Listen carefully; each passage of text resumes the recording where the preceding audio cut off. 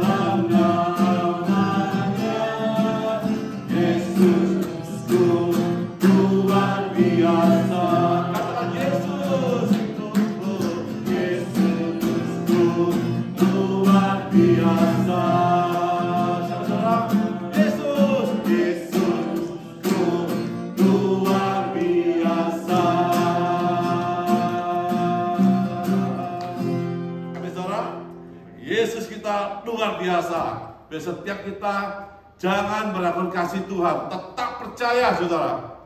Jangan ragu, apapun keadaan kita tetap percaya Yesus penolong kita yang ajaib. Amin saudara.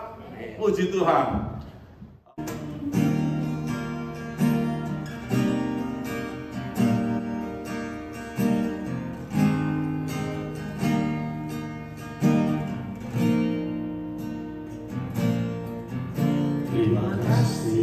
Tuhan untuk kasih setiamu yang ku alami dalam hidupku.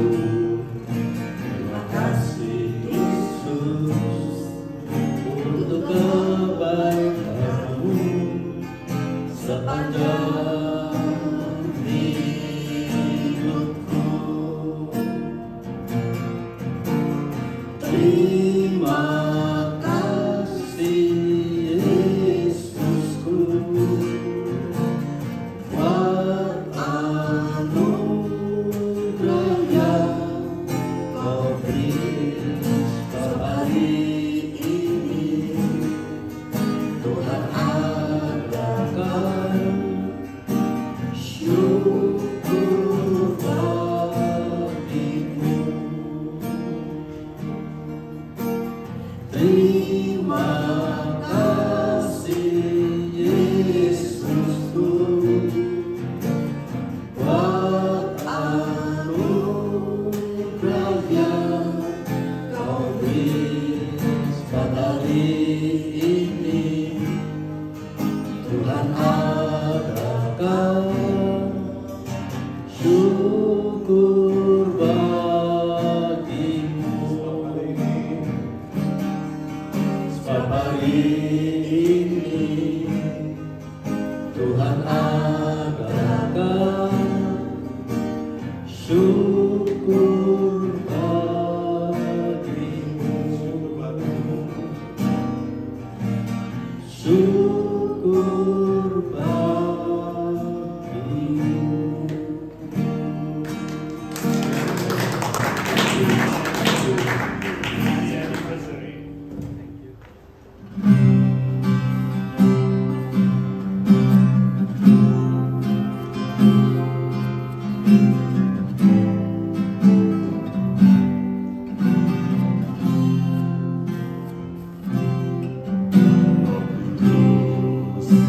Kau hadir di sini,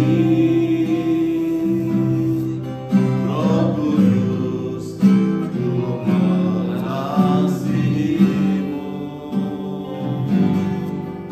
Kau lembut, kau manis, kaulah penghiburku, penolongku, diutus Bapa-Ku. Katakan Roh Kudus, Roh Kudus, Kau hadir di sini. Roh Kudus, ku mengasihimu. Kau lembut, kau manis, kaulah penghiburku, penolongku, diutus Bapa-Ku. Katakan ku buka hati untuk Kamu Tuhan. Ku buka hati menyembah-Mu Yesus. Jamahlah kami, penuhi kami dengan kuasa Allah ini.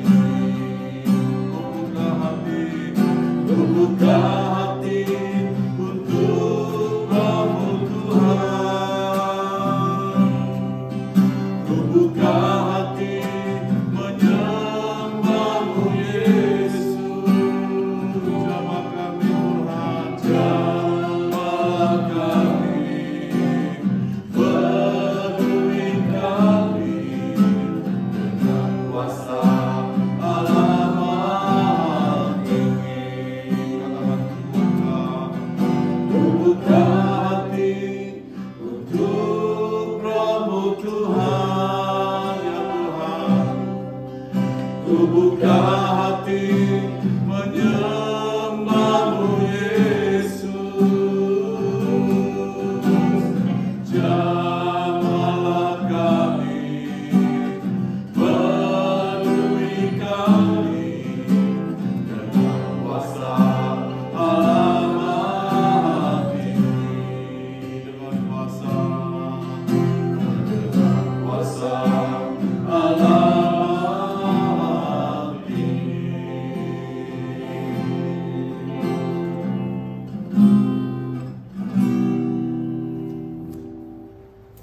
keluarga kami mengucap syukur dan terima kasih.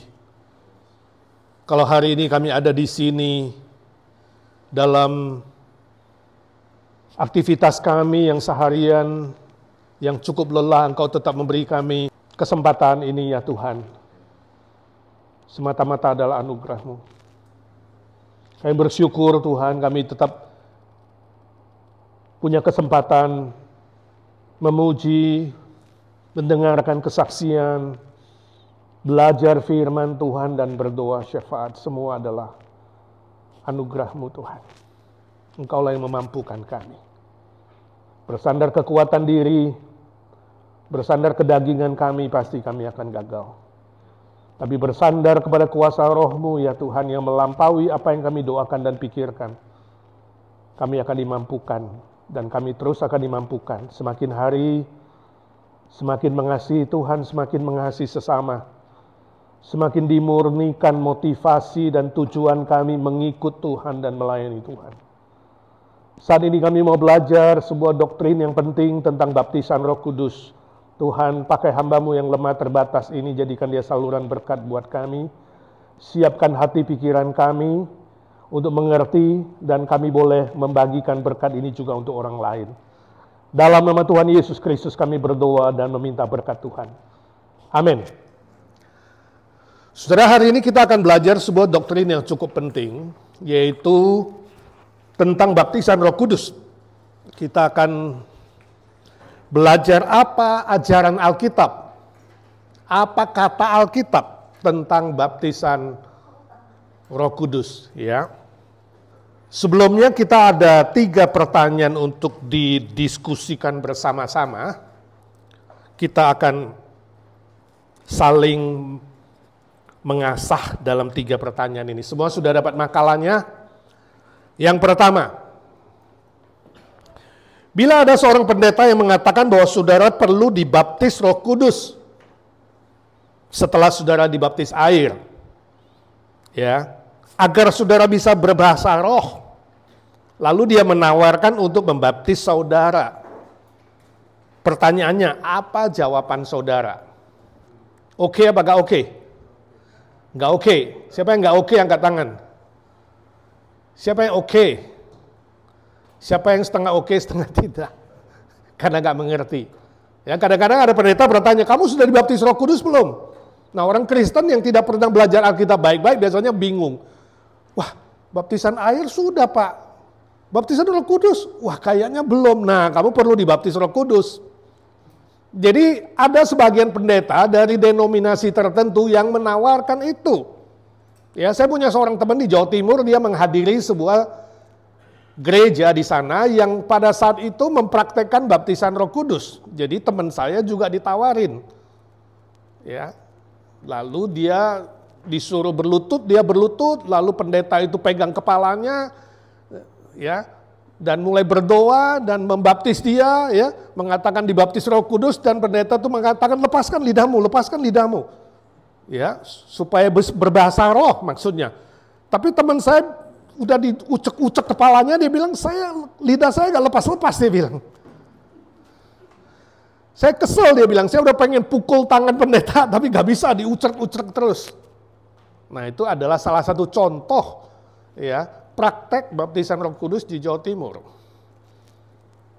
Saya nggak tahu saudara pernah ditawarin nggak, tapi ya ada golongan tertentu, denominasi tertentu yang menawarkan. Bersyukur saudara, kebanyakan saya tidak oke. Nah, pertanyaan kenapa tidak oke? Kenapa saudara tidak mau? Jadi saudara menolak ya. Kenapa menolak? Kenapa? Ya, saudara kan say no. Say no, alasan saudara apa? Kenapa? Kamu katanya belum dibaptis roh, kenapa gak mau? Gak mau karena kamu belum tentu benar. Oh, karena kamu belum tentu benar. Kenapa berani bilang pendeta belum tentu benar? Ya, jadi harus kembali kepada Alkitab. Alkitab gak mengajarkan itu, ya. Jadi saudara selalu back to the Bible. Kedua, menurut saudara kapan seseorang menerima Roh Kudus dalam dirinya? Saudara sudah mendapat Roh Kudus belum? Yang mengikuti acara malam ini. Sudah belum? Saudara yang di rumah sudah menerima Roh Kudus belum? Kalau bilang sudah, pertanyaan saya kapan? Kapan? Waktu kamu lahir? Waktu kamu menerima baptisan air? Waktu kapan? Waktu menerima Tuhan Yesus menjadi juru selamat. Itu kata firman Tuhan, ya. Ada buktinya enggak bahwa kamu sudah menerima Roh Kudus? Buktinya apa? Bahwa di dalam kamu ada Roh Kudus. Kamu mengaku ada Roh Kudus. Iya, terus buktinya apa? Mengaku dosa, menerima Yesus. Ada bukti lain nggak? Perlu ada tanda-tanda khusus nggak? 2 Korintus 5 ayat 17 mengatakan barang siapa di dalam Kristus waktu kamu menerima dia, kamu dijadikan ciptaan baru. Itu bukan secara fisik tapi secara spiritual. Kamu mulai menginginkan hal-hal rohani. Kamu mulai haus akan kebenaran, kamu rindu berdoa, kamu bertobat, berubah dari hidup yang lama menjadi hidup yang baru, ya kan? Itu menandakan bahwa Roh Kudus bekerja di dalam kamu, ya. Itu sangat-sangat penting. Nah, nomor 3, apakah mereka yang sudah menerima Roh Kudus harus menunjukkan tanda-tanda supranatural? Misalnya berbahasa roh, atau dapat penglihatan khusus, ya. Visi dari Tuhan, ya, seperti mimpi atau bernubuat dalam arti meramal. Haruskah punya tanda-tanda seperti itu atau tanda-tanda lain yang supranatural, yang hebat, tanda kutip aneh, tanda kutip ajaib? Jawabannya gimana? Ya atau tidak? Tidak harus. Kenapa?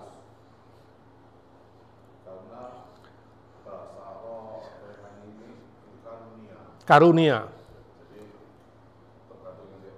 Tergantung Roh Kudus mau beri karunia atau tidak. Saudara saya, di Indonesia pelayanan ada sebuah gereja yang pengakuan iman, nggak pakai pengakuan iman rasuli, tapi pakai pengakuan iman denominasi mereka.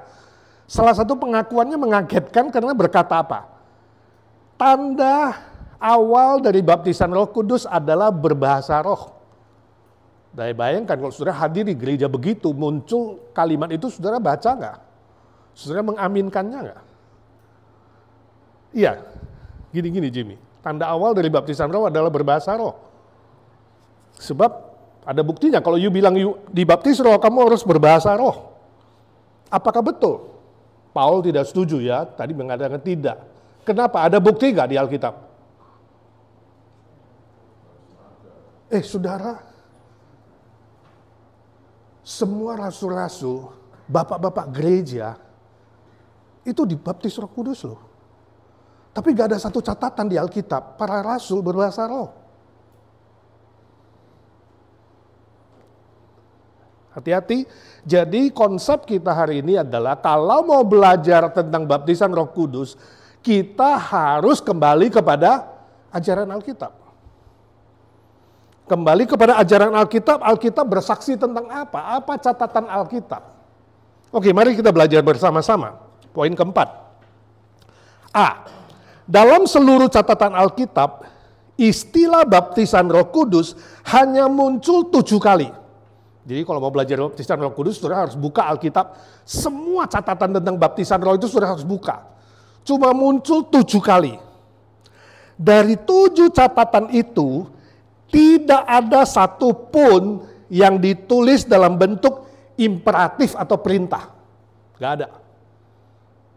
Ya, jadi bentuk tata bahasanya di situ adalah indikatif pernyataan, bukan perintah. Jadi kalau saudara membaca Alkitab, saudara lihat itu bukan perintah, baptisan roh, itu pernyataan, supaya kita mengerti maknanya, maka kesimpulannya adalah apa? Baptisan Roh Kudus bukan untuk dipraktekkan, tapi dimengerti. Nangkep ya saudara ya? Jadi siapapun yang mempraktekkan baptisan Roh Kudus, dia melanggar firman. Sebab bentuknya bukan imperatif, bentuknya indikatif. Hanya menyatakan itu kebenaran, hanya menyatakan kamu perlu mengerti maknanya. Itu bedanya indikatif dan imperatif. Nangkep? Oke, B. ada 4 kali muncul dalam kitab Injil. Nah, hari ini kita baca 1 kali saja karena mirip semuanya, ya. Matius, Markus, Lukas, Yohanes, 4 Injil, masing-masing muncul 1 kali jadi 4 kali. Kita baca Matius 3 ayat 11. Ada ayatnya di situ, kita buka suara membaca bersama-sama. 1, 2, 3. Aku membaptis kamu dengan air sebagai tanda pertobatan. Tetapi Ia yang datang kemudian daripadaku lebih berkuasa daripadaku, dan aku tidak layak melepaskan kasutnya. Ia akan membaptiskan kamu dengan Roh Kudus dan dengan api. Matius 3 ayat 11. Siapa yang bicara ini? Yohanes Pembaptis. Jadi waktu Yohanes Pembaptis ada di muka bumi ini, dia melayani, dia baptisan air kepada orang-orang yang bertobat. Ingat, baptisan Yohanes berbeda dengan baptisan yang diperintahkan Tuhan Yesus. Jangan ikut-ikutan baptisan Yohanes. Baptisan Yohanes adalah baptisan pertobatan. Itu masih menggenapkan perjanjian lama. Baptisan orang Kristen berbeda dengan baptisan Yohanes. Baptisan orang Kristen adalah perintah Tuhan Yesus dibaptis dalam nama Bapa, Anak, dan Roh Kudus. Berbeda. Baptisan Yohanes di sini adalah baptisan pertobatan. Mengajak orang-orang Yahudi untuk bertobat dan menerima Mesias. Dan dia berkata apa? Dia berkata bahwa Dia yang lebih besar daripadaku. Siapa itu? Yesus. Mesias, Juru Selamat. Dia itulah yang membuka tali kasutnya pun aku tidak layak.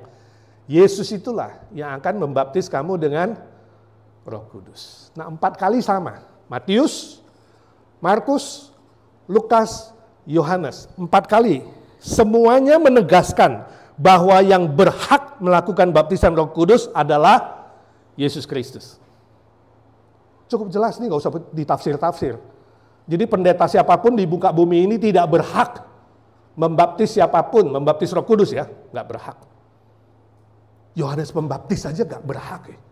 Dia bilang apa? Yesus Kristus yang lebih besar daripadaku. Ini penting ya. Nah, konteksnya adalah apa? Konteksnya adalah soal keselamatan dalam Mesias, Juru Selamat. Yohanes Pembaptis menerima tanda konfirmasi dari Allah mengenai Mesias, yaitu Yesus Kristus. Langsung Bapa di surga kasih tahu, ini loh Mesias yang akan datang, ya. Ya, dia kelak akan membaptis dengan Roh Kudus. Jadi kalau saudara membaca bandingannya Yohanes 1:29, dia udah mengerti, dia dapat konfirmasi. Lihatlah, dia bilang, anak domba Allah, Mesias itu yang mengangkut dosa si dunia. Dialah yang akan membaptis kamu dengan Roh Kudus. Cukup jelas. Jadi siapapun pendeta, mau pendeta kayak, mau rasul kayak, mau ngaku nabi kayak, atau gabungan nabi dan rasul, singkatannya bisul kayak, menawarkan baptisan Roh Kudus, say no, you gak berhak. Langsung bilang aja. Makanya tadi saya tanya, kenapa you berani menolak? Bilang no, you tidak berhak. Yang paling berhak adalah Tuhan Yesus. Cukup jelas? Cukup jelas. Jadi saudara, saya harap bisa mengajar mereka, kawan-kawanmu yang ditawarin baptisan Roh Kudus. Jangan diam kalau kamu sudah tahu ada kebenaran. Kasih tahu mereka yang masih bingung, yang nggak pernah baca Alkitab mungkin. C. Catatan kelima. Muncul dalam Kisah Rasul 1 ayat 4 dan 5. Kita baca dulu. Pada suatu hari ketika dia makan bersama-sama dengan mereka, dia melarang mereka meninggalkan Yerusalem dan menyuruh mereka tinggal di situ menantikan janji Bapa. Yang demikian katanya, telah kamu dengar daripadaku, sebab Yohanes membaptis dengan air, tetapi tidak lama lagi kamu akan dibaptis dengan Roh Kudus. Kisah Rasul 1 ayat 4 sampai 5. Nah, bagian ini perkataan siapa? Tuhan Yesus. Ini sebelum dia. Nah, saudara, Kisah Rasul 1 ayat 4 sampai 5 ini adalah konfirmasi Tuhan Yesus. Ini perkataan Tuhan Yesus. Sebelum dia terangkat ke sorga, dia pesan kepada murid-muridnya di situ. Ya, dia pesan baik-baik. Ya. Waktunya tidak lama lagi. Berapa lama? 10 hari.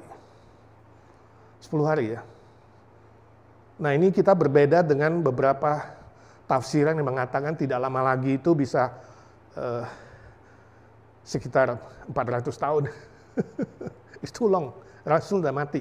Jadi ini nggak menunjuk bahwa nanti yang akan turun adalah nabi terakhir. Bukan, Yesus nggak menubuatkan nabi terakhir yang akan lahir 400 tahun lebih. No, dia berbicara Roh Kudus. 10 hari lagi, gak lama lagi. Gak lama lagi, dia menunjuk ke Pentakosta, Kisah Rasul 2, ayat 1 dan 2. Nah, para murid diminta untuk apa? Menunggu, bukan mempraktekkan baptisan roh. Menunggu baptisan Roh Kudus. Menunggu dan berdoa, bukan mempraktekkan baptisan Roh Kudus. Perlu dicatat bahwa pada hari Pentakosta pertama juga terjadi kepenuhan roh, bukan hanya baptisan roh. Juga terjadi pencurahan karunia bahasa roh. Dan itu terjadi hanya 1 kali untuk selamanya. Only one time. Sepanjang sejarah. Tidak pernah terulang kembali. Jadi ini bukan praktek baptisan roh yang dilakukan oleh para rasul. Enggak, mereka hanya nunggu dan berdoa. Ya, cukup jelas? Jadi enggak ada praktek baptisan di sini.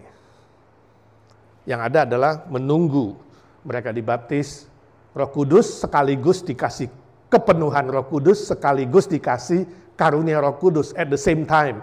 Itu cuma 1 kali dalam sejarah, sebab dimulainya gereja Tuhan. Inaugurasi gereja Tuhan pertama kali. D. Lain kali mungkin kita belajar Kisah Rasul pasal 2 nanti di hari Pentakosta. Apa yang terjadi di situ? Ya, Kisah Rasul pasal 2 supaya nggak salah ngerti tentang Pentakosta.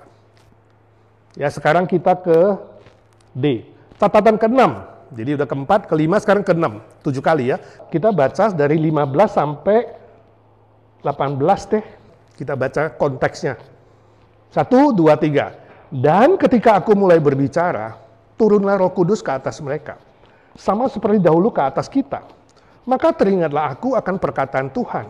Yohanes membaptis dengan air, tapi kamu akan dibaptis dengan Roh Kudus. Jadi jika Allah memberikan karunia-Nya kepada mereka sama seperti kepada kita pada waktu kita mulai percaya, perhatikan, mulai percaya kepada Yesus Kristus. Bagaimanakah mungkin aku mencegah dia? Ketika mereka mendengar hal itu, mereka menjadi tenang lalu memuliakan Allah, katanya. Jadi kepada bangsa-bangsa lain juga Allah mengaruniakan pertobatan yang memimpin kepada hidup. Lihat, sekali lagi konteksnya adalah keselamatan.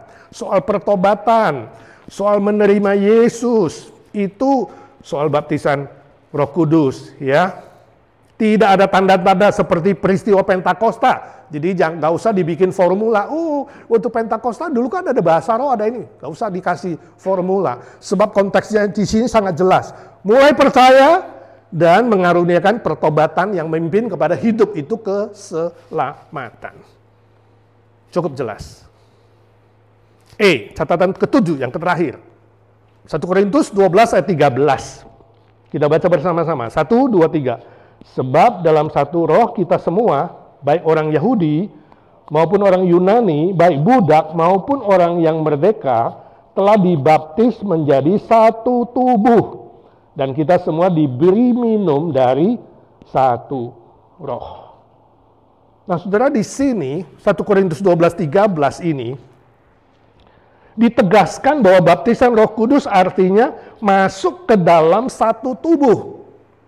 Itu goalnya. Jadi goalnya bukan berbahasa roh, kemudian punya penglihatan, punya visi, punya ini, bernubuat, meramal, bukan. Ya, goalnya adalah apa? Masuk ke dalam satu tubuh. Maksudnya apa? Tubuh Kristus. Tubuh Kristus itu apa? Gereja yang universal. Gereja yang tidak kelihatan, yaitu warga kerajaan sorga. Jadi tujuannya sekali lagi baptisan Roh Kudus adalah apa? Kita disahkan masuk ke dalam warga kerajaan sorga. Masuk ke dalam tubuh, menjadi anggota tubuh Kristus. Yang satu itu, yang tidak ada perbedaan, baik Yunani, baik Yahudi, baik suku apapun, bangsa apapun, status apapun, semua sama. Sebab Roh Kudusnya sama yang membaptiskan itu, yang mensahkan kita menjadi warga kerajaan sorga. Ya. Nah, saudara bisa baca bandingannya, Roma 8 ayat 16, 2 Korintus 1 ayat 22, Efesus 1 ayat 13, 14, itu semua ayat yang sejajar, yang sebanding. Istilah dibaptis, nah perhatikan ini dalam bahasa Yunani, bahasa Alkitabnya. Istilah dibaptis Yunaninya adalah e-baptistemen. E-baptistemen ditulis dalam tata bahasa, disebut aorist pasif indikatif. Sekali lagi pernyataan indikatif. Bentuknya pasif, bukan aktif. Dan aorist artinya apa? Satu kali untuk selama-lamanya. Nggak diulang-ulang. Hanya satu kali untuk selama-lamanya, ya. Yesus bersama dengan Roh Kudus membaptiskan orang-orang percaya, mensahkan dia masuk ke dalam warga kerajaan sorga. Once forever, seperti Yesus mati di atas kayu salib. Once forever, jasanya selama-lama. Seperti Yesus bangkit dari kematian. Once forever, selama-lamanya berlaku seperti itu. Ya. Jadi bukan perintah untuk dilakukan oleh manusia. Cukup jelas, ada 7 ayat. Dan dari 7 ayat ini menjadi sebuah fondasi bagi kita, menjadi sebuah dasar kepercayaan kita, dasar iman Kristen kita tentang baptisan Roh Kudus. Nah, kira-kira kalau malam ini ada yang bertanya, saudara sudah bisa jawab belum? Atau besok ada yang tanya, saudara sudah bisa jawab belum? Bila perlu, saudara take picture artikel singkat ini, ya, ceramah singkat ini, bagi ke teman-temanmu yang tidak mengerti soal baptisan Roh Kudus, biar dia periksa semua 7 ayat yang muncul di dalam Alkitab. Nah, apa aplikasinya? Nomor 5, apa aplikasinya, relevansinya dengan kita pada hari ini? A, jelaslah bahwa yang berhak melakukan baptisan Roh Kudus adalah Tuhan Yesus bersama dengan Roh Kudus. Dua-duanya, firman dan Roh Kudus. Ini seperti Yohanes 3 mengatakan kamu diselamatkan, dilahir barukan oleh air dan roh. Roh itu Roh Kudus, air itu firman. Firman itu Kristus. Kristus dan Roh Kudus. Ya. Jadi siapapun yang menawarkan saudara baptisan Roh Kudus, itu ajaran sesat. Itu ajaran yang salah, keliru, dan melawan kebenaran Alkitab. Jangan sampai saudara dibodohi atau tertipu. Ini sangat-sangat penting. Pengenalan saudara terhadap Alkitab. B, tanda dari baptisan Roh Kudus adalah masuknya Roh Kudus dalam diri saudara dan tinggal selama-lamanya. Yohanes 14 ayat 16. Yesus mengatakan Bapa akan mengutus Roh Kudus dalam nama Yesus masuk ke dalam setiap orang percaya dan diam dan tinggal di situ selama-lamanya. Ya, sangat-sangat penting. Kapan itu? Ketika saudara percaya kepada Yesus Kristus sebagai juru selamat dan menerima keselamatan. Jadi bukan soal baptisan kedua. Mereka mengatakan, oh ini baptisan kedua setelah baptisan air. No. Atau second blessing, berkat kedua. Ya, ini teologi karismatik ekstrim yang menciptakan second blessing, yaitu baptisan Roh Kudus. Gak ada. Ya. Bukan baptisan kedua atau berkat kedua yang dilakukan pendeta. No. Atau soal menerima hal-hal yang aneh atau supranatural. No, bukan itu. Saudara harus berani tegas mengatakan, saya tidak menerima. Sebab apa yang you ajarkan itu melawan firman Tuhan. Mari kita berdoa syafaat di hadapan Tuhan.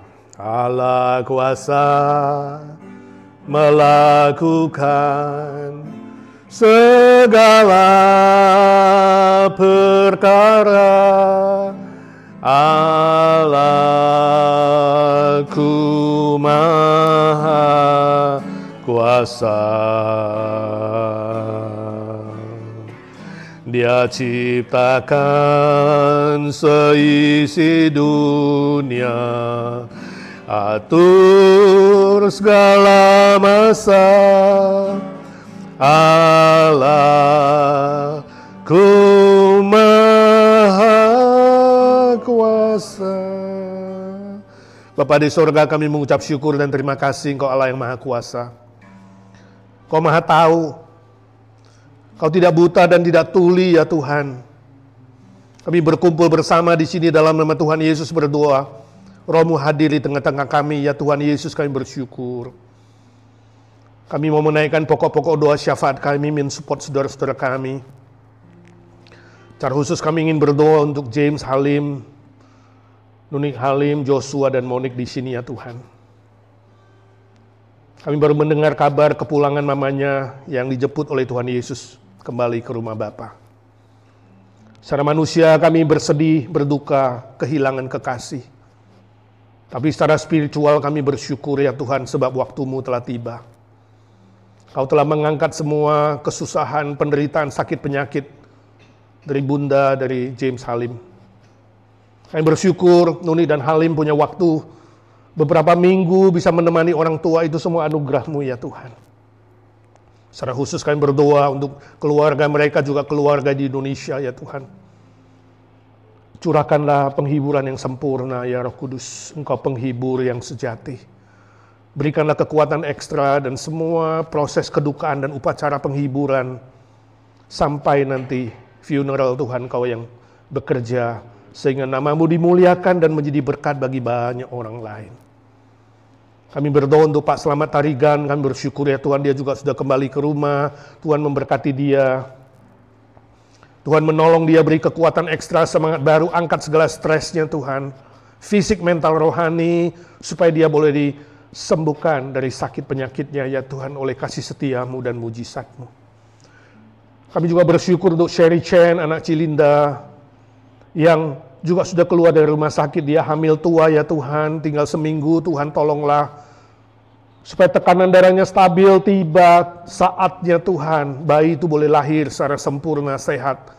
Sherry dan anaknya sehat tanpa kekurangan sesuatu.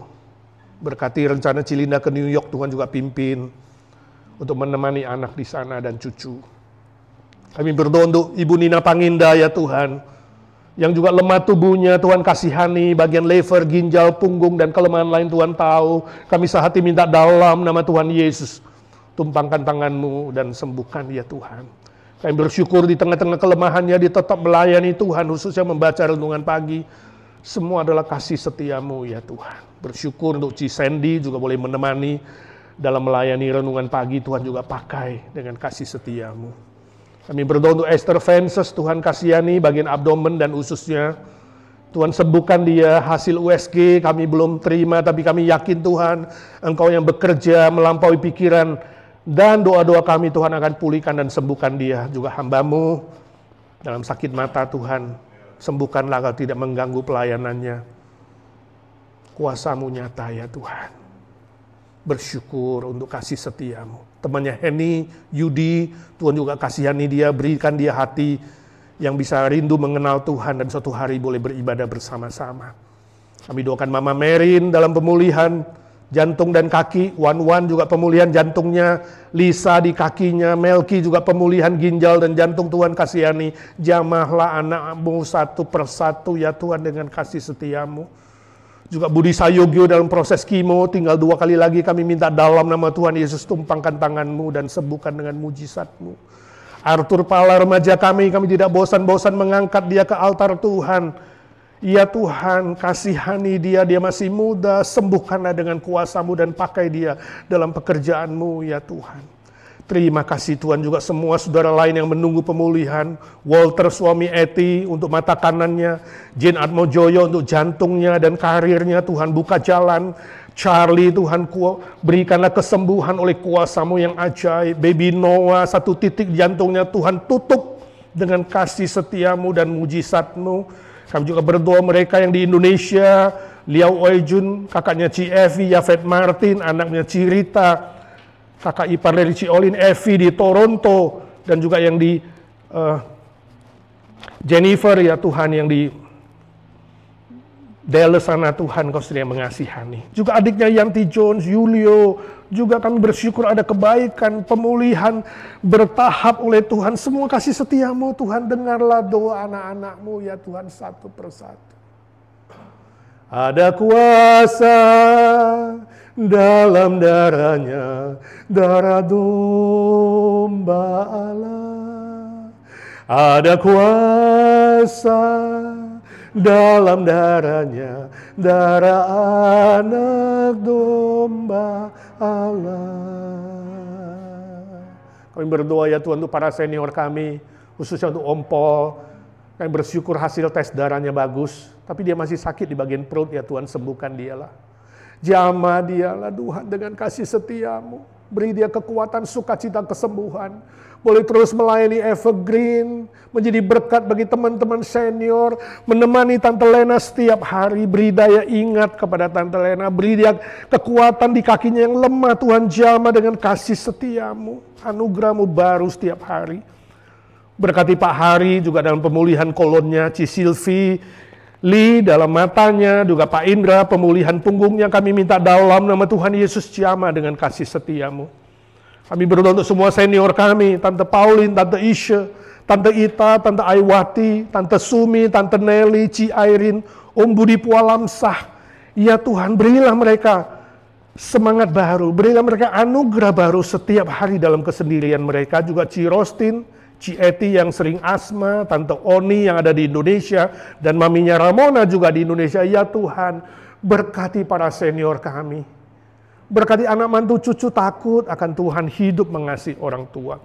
Secara khusus kami berdoa untuk Pak Humphrey dan Ci Silvi yang merayakan wedding anniversary ke-49 hari ini. Kami minta dalam nama Tuhan Yesus, berkati mereka ya Tuhan dengan kesehatan jasmani yang prima, kesehatan rohani yang prima, untuk terus setia melayani Tuhan, khususnya Pak Humphrey sebagai ketua majelis. Tambahkan hikmat, tambahkan kesabaran, kekuatan bersama-sama dengan seluruh majelis dan tim aktivis untuk memajukan pekerjaan Tuhan di IGNC. Tuhan, setia melayani-Mu. Berkati ya Tuhan, anak, mantu, cucu, semua takut Tuhan, hormat orang tua. Hidup di dalam kebenaran-Mu.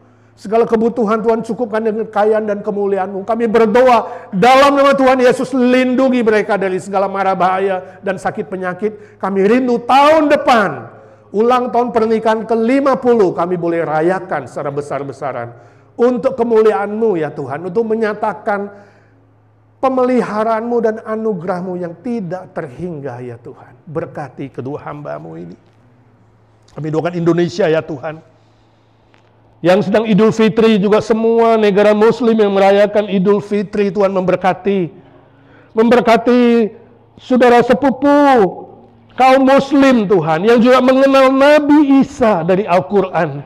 Biarlah mereka boleh tahu jelas bahwa hanya Nabi Isa yang bangkit dari kematian, yang kelak datang sebagai hakim segala umat manusia. Suatu hari mereka pun boleh menerima Yesus Kristus Sang Mesias sebagai juru selamat mereka. Berkati Indonesia menjelang pemilu, Tuhan beri kestabilan politik, keamanan, ekonomi. Kami rindu ada pemimpin yang sungguh-sungguh takut akan Tuhan dan punya moral yang tinggi di dalam pelayanan negara untuk masyarakat luas. Kasihani Amerika Tuhan, kami berdoa untuk 31% sampai 33% kaum Injili yang memegang firman Tuhan, yang takut akan Tuhan. Biarlah mereka boleh menjadi penopang gereja Tuhan, penopang kebenaran, pionir yang terus memberitakan Injil. Kasihani kaum liberal, kasihani mereka yang ekstrim dan yang tersesat. Ya Tuhan, beri kesempatan mereka kembali kepada kebenaran firman-Mu. Kami doakan penginjilan di seluruh dunia ya Tuhan, lewat media sosial, literatur, lewat radio, televisi, pembagian Alkitab, KKR, penginjilan pribadi, dan semua cara lain ya Tuhan. Berkati hamba-hamba-Mu, anak-anak-Mu yang mengabarkan Injil. Kami rindu banyak jiwa bisa dibawa kepada Tuhan, khususnya mereka yang di negara-negara sulit, yang anti Kristus, anti kekristenan. Tuhan, kasihani mereka, selamatkan nyawa mereka satu persatu ya Tuhan. Berkati IGNC gereja-Mu ya Tuhan, mulai. Tuhan berjanji, Tuhan yang memulai, Tuhan akan meneruskan dan memberkatinya. Kami bersyukur ya Tuhan untuk seluruh majelis aktivis dan jemaat IGNC. Berikan kekompakan, kesehatan, saling mengasihi, saling menguatkan. Setia dalam beribadah dan melayani pekerjaan Tuhan. Rajin bersaat teduh, membaca firman dan berdoa. Kami bersyukur untuk minggu sore ya Tuhan, kebaktian minggu sore yang berlangsung dengan baik. Ada 30-40 orang yang hadir. Bersyukur untuk semua aktivis yang rajin melayani dan tekun. Kami bersyukur Tuhan, dan kami siap menanti berkat-Mu. Kami berdoa untuk ibadah bahasa Inggris hari Minggu ini Tuhan, 23 April akan launching. Tuhan memberkati Gio dan Gaby yang akan berkhotbah menyampaikan firman. Tuhan urapi kedua hamba-Mu, berikan hati seorang gembala. Berkati seluruh aktivis, Khususnya mereka yang melayani sampai 3 kali ibadah, Tuhan beri kekuatan baru dan ekstra. Berkati Paul Chin yang mengkoordinir tim ibadah dan musik ya Tuhan, kami meminta kalau boleh Tuhan dalam 3 bulan target kami ada tim ibadah dan musik yang mandiri di setiap kebaktian. Tuhan berikanlah, panggillah orang-orang yang rindu melayani sesuai dengan karunia yang Tuhan titipkan. Iya Tuhan, ini gerejamu. Biar namamu ditinggikan, dimuliakan, banyak jiwa dimenangkan. Semua aktivis-aktivis lain yang tidak kami sebutkan satu persatu, Tuhan beri ketekunan, kekompakan, motivasi yang murni. Iya Tuhan, biarlah sekali lagi namamu yang ditinggikan dan Injil Tuhan yang diberitakan. Saat ini kami bersahati ya Tuhan, mau berdoa untuk semua saudara-saudara yang ikut berdoa sebagai prajurit-prajurit doa. Masalah pribadi kami serahkan dalam tangan-Mu Tuhan. Entah masalah keluarga, relasi, masalah status, teman hidup, pekerjaan, sekolah, dan persoalan-persoalan lain. Kami minta dalam nama Tuhan Yesus, berkati anak-anak-Mu ya Tuhan. Hamba-Mu minta dengan rendah hati, dengan belas kasih, dengan tulus Tuhan, jawablah doa anak-anak-Mu satu persatu, ya Tuhan. Yesus, Yesus, dengar doaku. Janganlah Tuhan lalui, berilah berkat.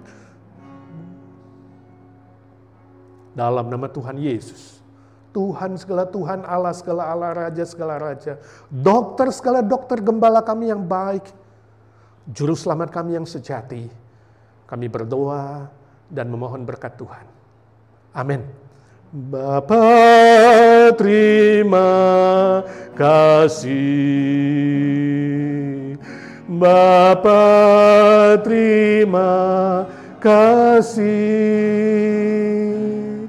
Bapa di dalam sorga, ku beri terima kasih. Amin.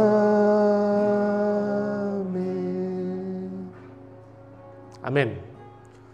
Saudara, mulai hari Minggu ini ada 3 kali kebaktian di IGNC. Jam 9 pagi sampai jam 10 pagi adalah English service, cuma 1 jam. Silakan datang, khususnya ajak teman-teman yang berbahasa Inggris. Kemudian jam 11 dan jam 6 sore berbahasa Indonesia.